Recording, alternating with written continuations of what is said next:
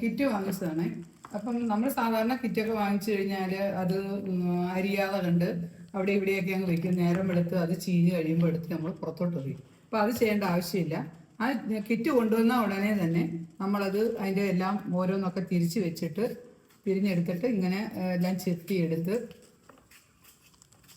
ഇങ്ങനെയെല്ലാം നമ്മൾ ചെത്തിയെടുക്കുക. എടുത്തിട്ടത് ഫ്രിഡ്ജിനകത്ത് അവിയലാണെങ്കിൽ അവിയൽ, ഞാൻ അവിയലിനായിട്ട് എടുക്കുകയല്ല, ഞാൻ സാമ്പാറിൻ്റെ കഷ്ണങ്ങളായിട്ട് ഞാൻ എടുക്കത്തുള്ളൂ.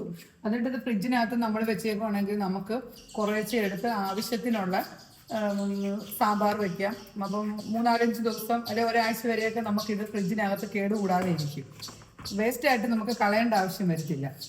അതുകൊണ്ട് എപ്പോഴും നമ്മൾ കിറ്റ് മേടിക്കുമ്പോൾ ചെയ്യേണ്ട കാര്യം അന്നേരം തന്നെ ഇത് അരിഞ്ഞ് എല്ലാം വൃത്തിയാക്കി ഒരു ബൗളിനകത്തോ അല്ലെങ്കിൽ നിങ്ങളുടെ ആവശ്യമുള്ള സ്റ്റീൽ പാത്രത്തിലോ അല്ലെങ്കിൽ ഇപ്പം സൂപ്പർ മാർക്കറ്റിലൊക്കെ വെജിറ്റബിളൊക്കെ വെക്കാനുള്ള ബോക്സ് കിട്ടും. അതിനകത്തൊക്കെ വാങ്ങിച്ച് ഭദ്രമായിട്ട് അടച്ചു വെച്ചാൽ നിങ്ങൾക്ക് രാവിലെ എഴുന്നേറ്റ് പെട്ടെന്ന് ജോലിക്കൊക്കെ പോകുന്നവർക്കാണെങ്കിൽ പെട്ടെന്ന് എടുത്ത് കുറച്ച് അവിയലായിട്ട് വേണേൽ വയ്ക്കാം, അല്ലെങ്കിൽ സാമ്പാറായിട്ട് വയ്ക്കാം.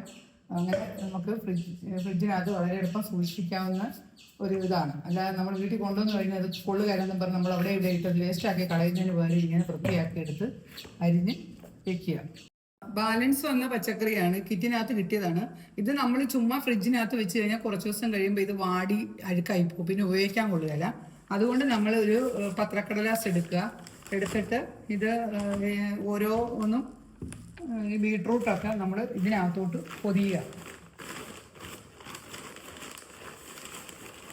പൊതിഞ്ഞിട്ട് ഇത് നമ്മൾ ഫ്രിഡ്ജിൻ്റെ വെജിറ്റബിൾ വെക്കുന്ന ബോക്സിൽ വെക്കണം. അതുപോലെ തന്നെ ഈ തക്കാളിയും ഇതുപോലെ തന്നെ പത്രക്കടലാസിനകത്ത് പൊതിഞ്ഞ് നമുക്ക് വെക്കാവുന്നതാണ്. പിന്നെ ക്യാബേജ് ഇതും അതുപോലെ തന്നെ നമുക്ക് സമയം കിട്ടിയില്ല, അരിയാൻ പറ്റിയില്ലെങ്കിൽ ഇതുപോലെ തന്നെ പത്രക്കടലാസിനകത്ത് പൊതിഞ്ഞ് ഇതുപോലെ സൂക്ഷിക്കാം. പാവയ്ക്ക, അതുപോലെ ഈ വെണ്ടയ്ക്ക ഇതിപ്പോൾ മൂത്തതാണ്, ഇളത്ത വെണ്ടയ്ക്കയുടെ ഇവിടെ കട്ട് ചെയ്തിട്ട് ഇതുപോലെ തന്നെ പൊതിഞ്ഞ് വയ്ക്കുക.